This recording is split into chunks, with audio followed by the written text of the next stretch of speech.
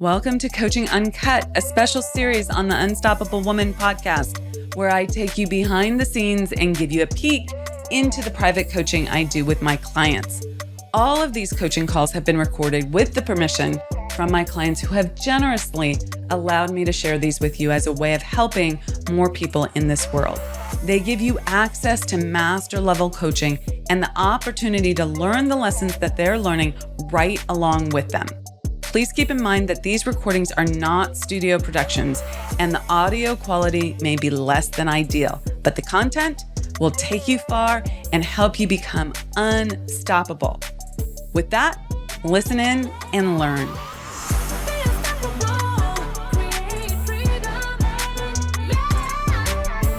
Hello, good morning. How are you? Good. I am doing much better than I have for the last week. So life is good. You know. Okay, tell me all about it. Oh, I had a realization, a perceptional realization in the midst of my spiraling I was having over the last couple of days. Two things. Number one is I realized I was feeling being pulled back by my team instead of pushed forward for advancement with my team. And then in the midst of me feeling that, then I reassessed a bugaboo that was put in my ear. And actually yesterday when I was, chatting with because I was trying to get help, her and I were walking through the weirdness I'm having going on. One of the things was re-emphasized a second time that I was already thinking about. It was interesting that she stated it, and that was, do I bring people on my team expecting them to fail? Mm-hmm. And I would like to say no, but I will say that the moment I start seeing a repeated pattern of something that someone else has done or something I think that is overly basic, I'm done. I don't know how best to describe it, which then makes me think, well, then obviously I am not focusing on the person as an individual. I'm focusing them on as a commodity that if I see this, okay, you're bad fruit. You get goodbye. Well, and I think there's truth and not truth to that. Okay. Okay. There's truth and not truth to that. So I believe in hire fast, fire fast, with caveat. Yes. Okay, with caveat.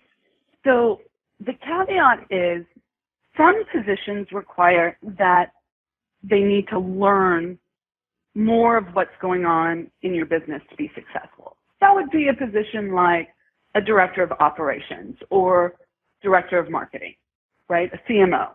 They need some time to get the overview of the company before they can really be able to make good judgments for you. There's a certain amount of context required. Then there are positions that are like admin task-oriented positions.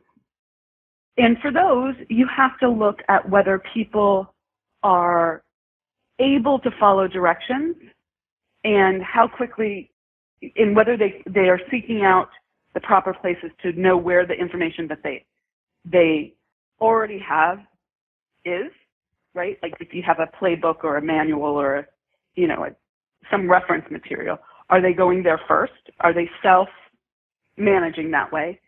And are they asking questions that help you understand that they're actually thinking something through, but they just don't have the information? They want to do the right thing, but they don't have the information.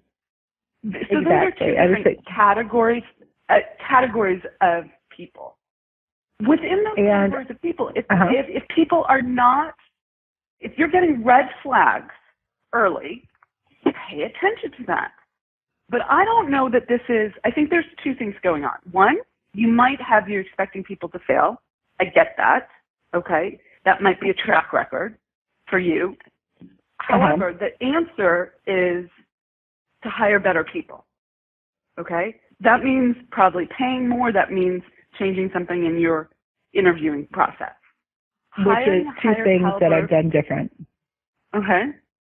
Good. But the expecting people to fail goes away when you hire great teams. when you have the experience of someone coming on board who is ready for the position, okay? And that you're not having to coach up. They're actually already primed and ready for the position. Does that make sense? Yes. If someone if someone is struggling, not with the information, but like you just know that their judgment level is not at the right level for the position, then you haven't hired well. And that's where I'm at with one person that that started last week. I've been trying to work with him. My lit ops manager's like, he's not picking up. He's asking unnecessary questions of focus or et cetera. So I started working with him on Friday, worked with him. He came in for a couple hours on Saturday, a paralegal position, government benefits paralegal. And so is this in part high level? Like a paralegal is kind of in between those two categories.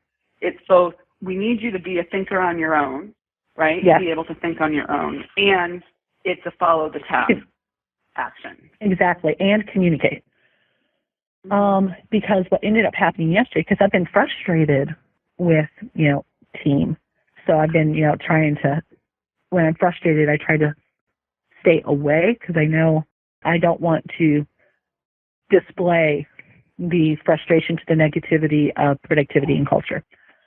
So yesterday I was doing training with this gentleman, and he had shot me an email because I'd given him some takeaways to do, and he's like, hey, the templates you told me to draft, can I send them out? And of course I replied back to him, those that I emailed approval, go right ahead. Those that I emailed to reference one of your other templates, as you make those changes, it's approved to go out. So then, like 15 minutes later, I see that he sends out an email with the improper, like his original verbiage that had errors all in it. So I immediately walk over to him and I go, hey, what's going on here? I sat down and told you, and that's not the format that was approved in the email. And then he goes, well, I never got an email from you. Well, then why did you send this out? And then, of course, he starts focusing on, well, your X is wrong, and this program's not working, and it's not my fault. And I go, look, we'll address the programming. I go, but my biggest concern I have right now is you asked me a question in an email. I responded back with the condition proceeding before mailing out. You still sent it out, and now you're telling me that you never got the email, which was a consistent condition precedent. Why did you not reach out to me to ask questions? Oh, well, I just thought your email was confusing. Okay, if it was confusing, why didn't you email? Why didn't you come see me? Well, your door was closed. You were in meetings all yesterday. Okay, fine. You saw I promptly responded to your email. Why did you not respond back via email? Well, you were in meetings. Okay, why didn't you hold off to send that email because it wasn't a 911? Well, this is all your fault because you sent a confusing email and your system doesn't work. Well, I've now concluded I'm going to work with him again today because I know I got to the point of frustration in trying to, because I'm talking to him like, this event that you've had with the program, it is great that you had it within your first week and a half of employment, because if this happened later on, it would be communications that actually could have had a much more dire effect than an introduction email. I go, so while it's always frustrating when we have an error, it's actually good that you had it right now. And he's like, all he kept doing is, this wasn't my error. This is your system and your training. Trust people when they show you who they are. He's way too defended, and he's not coachable, not teachable. He doesn't take input. So he's gone. No. Okay? And that's not a flip, we treat people with insensitivity, but the learning here is you need to be triangulating these kinds of soft skills in making them part of your interview process. Okay, so how would you determine, the up level for you is how would you determine in the interview process if someone was coachable, if someone took direction well, took input well? Because we all need input, we all need to up level. Are you available for that? And the way I would do that is, do you have a process for that already, or would you like to hear how I would go about that? I'll tell you how I was historically doing it. I'm like, I always make the comment along the lines of I believe we learn more from our difficulties than we do from our successes. Explain to me in one of your prior positions where you had a difficulty or an error or an oops. Describe the oops to me and then express to me what you learned from it and how you changed your methodology to prevent that from repeating. That's what I ask in the interview process, and I ask for a real example. And if they can't give me a real example, then I know if a person believes they've never made a mistake, then I know that there's issue there. And usually on how they reply. And of course, the reply that I got back from him, both my lit ops manager in one perspective, and then when I did a lunch interview with him where I brought out to get a different perspective, and him asking basically the same question. I mean, the explanation that we got back, it seemed to show, an issue identified, a change in understanding and procedure, which then led to a better work product environment and productivity. So the lesson there is that's not the right question. Okay? Yeah. That's not the right evaluation, because people have revisionist history. They spin a good story and they have revisionist history. So that doesn't work. What I think would be better for you would be to give the person an actual task, and I'll give you two options for this. One is a small task that they do, and you're looking for level of detail, and you're looking for how they went about doing it and their process. And then you're going to give them feedback on it in a Zoom call so that you can see their expression on their face. Okay? Okay. And you're going to see how they react. Yes. And this is this is real life rather than... This is a real example than their storytelling of the event. Correct. Yes, this makes the heart grow fonder even when it comes to events. That's actually a good point. What I have a question for you on is, do you do something like this? Because I do a practical, but this isn't part of, I do a practical of skills, and I'm realizing in my practical I need to add in a practical of learning and application.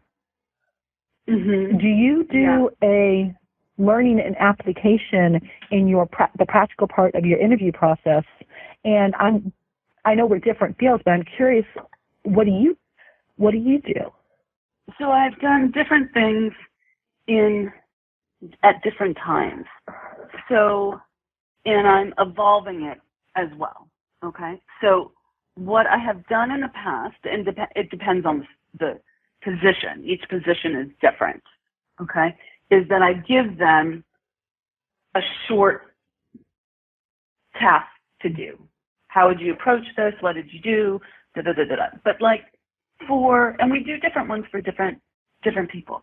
For, say, director of marketing, in the past, I've given them a website, a landing page that we've created, and said, what would you do differently here? What works, what doesn't work? And have them record a loom on that. That's not a long task. That's a short task for that position.